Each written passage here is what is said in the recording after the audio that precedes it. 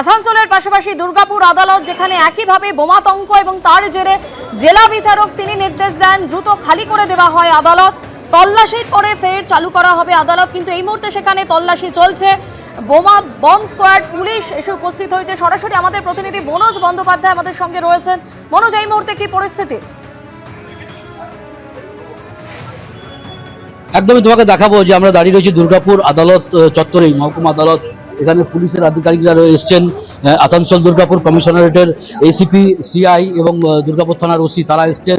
তোমাকে দেখাবো যারা আইনজীবী রয়েছেন তারা কিন্তু ইতিমধ্যেই বাইরে বেরিয়ে গেছেন। তোমাকে একবার বাইরে থেকে আদালত চত্বরটা দেখাবো যে এই জায়গায় পুরো কিছুক্ষণ আগে আমরা দেখলাম যে পুরো খালি করে দেওয়া হয়েছিল আদালত চত্বর।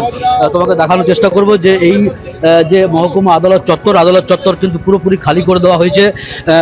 কিছুক্ষণ আগেই পুলিশ এসে পৌঁছেছে, দুর্গাপুর থানার পুলিশ, এবং যারা আইনজীবী বা অন্যান্য আদালতের কর্মী তারাও কিন্তু ফাঁকা করে দিয়েছে। প্রত্যেকটা এজলাস কিন্তু এইভাবে ফাঁকা করে দেওয়া হয়েছে। তল্লাশি চালানো হচ্ছে সমস্ত জায়গায়। এখানে পুলিশ রয়েছে, দুর্গাপুর থানার পুলিশ প্রত্যেকটা এজলাসের ভেতরে তারা দেখছেন, এবং তারপর দেখার পর সেটা কমপ্লিট হয়ে যাওয়ার পর পুলিশ জানালে তবেই কিন্তু এই জায়গায় সেই যে আবার যে স্বাভাবিক বিচার প্রক্রিয়া সেটা একবার শুরু হবে। আমি একবার দেখানোর চেষ্টা করব যেখানে এসিপি, আসানসোল দুর্গাপুর কমিশনারেটের এসিপি তিনি এখানে এসছেন এবং তিনি এই জায়গা খতিয়ে দেখছেন সমস্ত কিছু। পুলিশের যারা আধিকারিক তারা আমি আবার কথা বলার চেষ্টা করব। এসিপি স্যার, বলছি যে কি ব্যবস্থা নেওয়া হচ্ছে বলেন। দেখছেন তো সবাইকে বের করে দিয়ে দেওয়া হয়েছে, আনসাপোর্টেড ইনফরমেশন আসছে, লোক খবর দেওয়া হয়েছে। ঠিক যেটা জানাচ্ছিলেন এসিপি সাহেব যে এই খবর পাওয়ার পর যারা এই বিভাগীয় আধিকারিক তাদেরকে খবর দেওয়া হয়েছে, তারা দেখার পর তারপর সিদ্ধান্ত নেওয়া হবে যে এই স্বাভাবিক কাজকর্ম হবে কিনা। কিন্তু আপাতত সমস্ত কাজ কিন্তু দুর্গাপুর মহকুমা আদালতের যে 7টা এজলাস সমস্ত জায়গায় কিন্তু কাজ বন্ধ, আইনজীবীরা বাইরে রয়েছেন।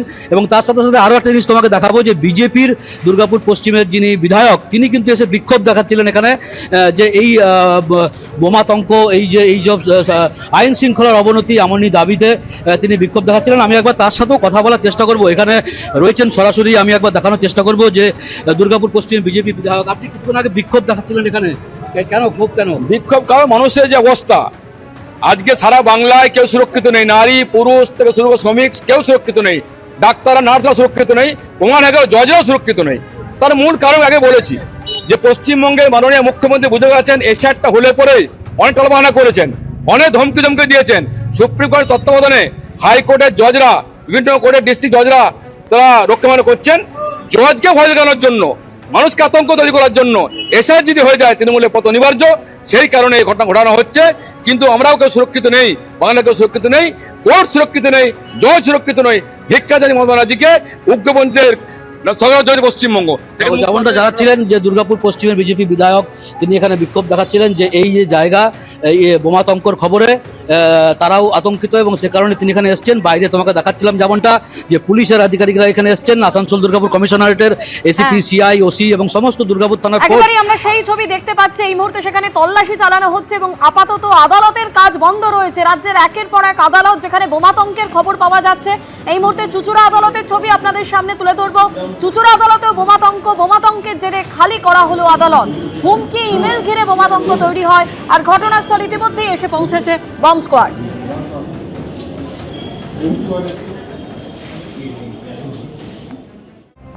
অন্যদিকে আপনাদের সামনে এই মুহূর্তে তুলে ধরবো আসানসোল আদালতের ছবি, যেখানে উড়ো ফোনের জেরে বোমাতঙ্ক ছড়ায়। কোর্টরুম ছেড়ে বেরিয়ে পড়েন আইনজীবীরা। স্নিফার ডগ নিয়ে সেখানেও তল্লাশি অভিযান চালানো হয়।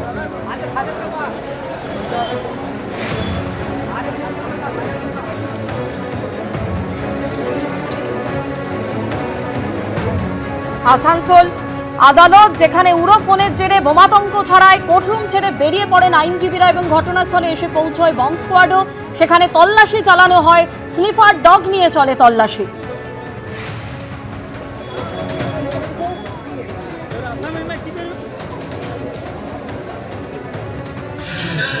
দুর্গাপুর মহকুমা আদালতেও বোমাতঙ্ক আমরা দেখতে পাচ্ছি যে এই যারা রয়েছেন বা অন্যান্য যারা আইনজীবী রয়েছেন, দেখাবো আইনজীবীরাও সকলে কোর্ট থেকে চলে যাচ্ছেন এবং এই কোর্ট করিডোর কিন্তু ফাঁকা করে বেরিয়ে চলে যাচ্ছেন বাইরে। এই বাইরে যাওয়ার যে রাস্তা, বাইরে বেরিয়ে যাচ্ছেন আইনজীবীরা, যারা ল ক্লার্ক তারা এবং কোর্টের যারা কর্মী রয়েছেন তারাও। এই দুর্গাপুর মহকুমা আদালতেও বোমাতঙ্ক যে খবর এসছে তাতে যারা ডিস্ট্রিক্ট জাজ তার কথা মতো এখানে কিন্তু আইনজীবীরা এই মহকুমা আদালতের যে এজলাস বা কক্ষ ছেড়ে বাইরে চলে যাচ্ছে। এখানে পুলিশের তরফ থেকেও কিন্তু এখানে সেই কথা জানানো হয়েছে, এই জায়গায় সার্চ হবে যে এরকম কিছু আছে কিনা। যেটা আসানসোল জেলা আদালতে যে ঘটনা ঘটেছে সেই একই জিনিস কিন্তু দুর্গাপুর মহকুমা আদালত। ক্যামেরা বিজেন্দ্রের সাথে মনোজ বন্দ্যোপাধ্যায়, এবিপি আনন্দ, দুর্গাপুর, পশ্চিম বর্ধমান। আসানসোলের পাশাপাশি দুর্গাপুর আদালত যেখানে বোমাতঙ্ক এবং সেই আতঙ্কে জেলা বিচারকের নির্দেশে খালি করা হয় আদালত, তল্লাশির পর ফের চালু করা হবে আদালত। এই মুহূর্তে সেখানে একদিকে যেমন বম্ব স্কোয়াডের সদস্যরা রয়েছেন, অন্যদিকে পুলিশও রয়েছে, নিয়ে আসা হয়েছে স্নিফার ডগ। একইভাবে কিন্তু দুর্গাপুর আদালতেও তল্লাশি চালানো হচ্ছে। পাশাপাশি আসানসোলের ছবি আপনাদের সামনে তুলে ধরছি, যেখানে একটি উড়ো ফোন আসে যে বোমা রাখা রয়েছে আসানসোল আদালতের ভেতরে, এবং তারপরেই কিন্তু আইনজীবীদের মধ্যে আতঙ্ক ছড়িয়ে পড়ে। ঘটনাস্থলে এসে পৌঁছায় বম্ব স্কোয়াড, পুলিশ এবং স্নিফার ডগ নিয়ে আসানসোল আদালতেও তল্লাশি চালানো হয়। দেখুন, এটা একটা মেবি এ হোক্স কল, আমি বলছি মেবি এ হোক্স কল।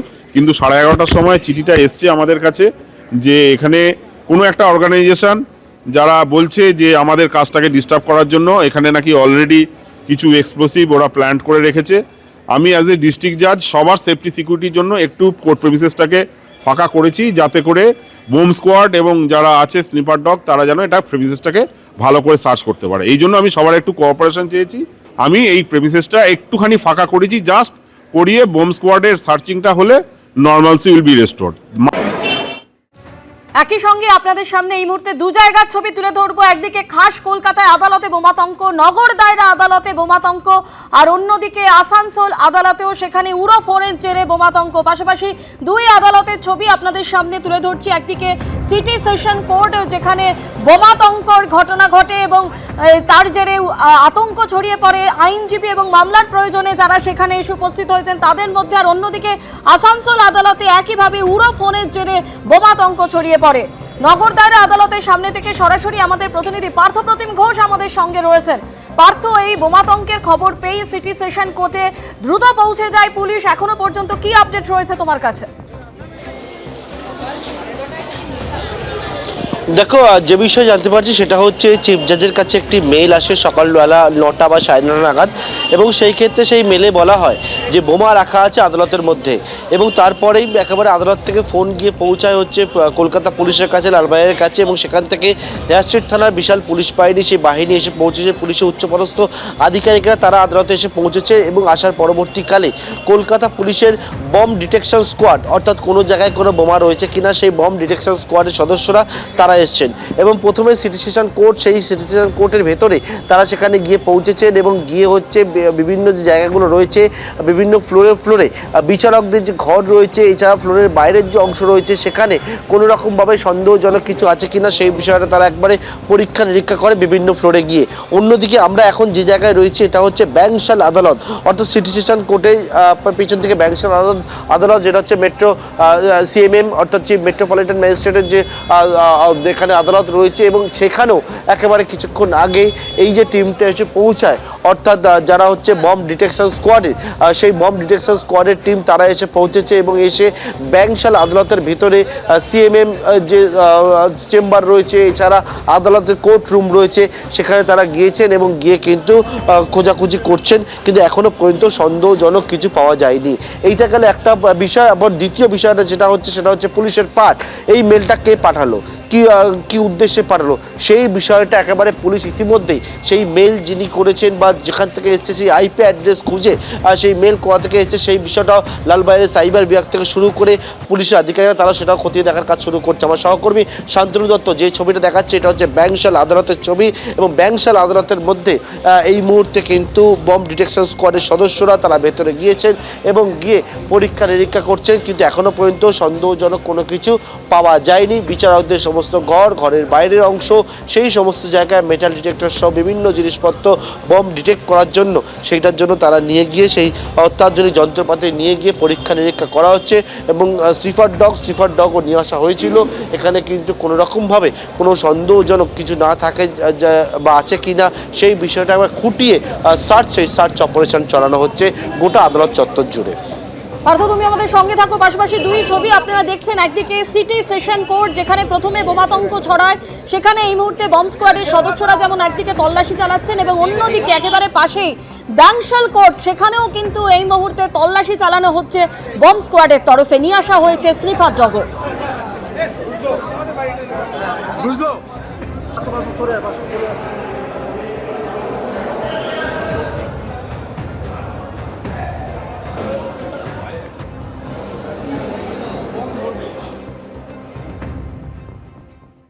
এবিপি আনন্দ, এগিয়ে থাকে, এগিয়ে রাখে।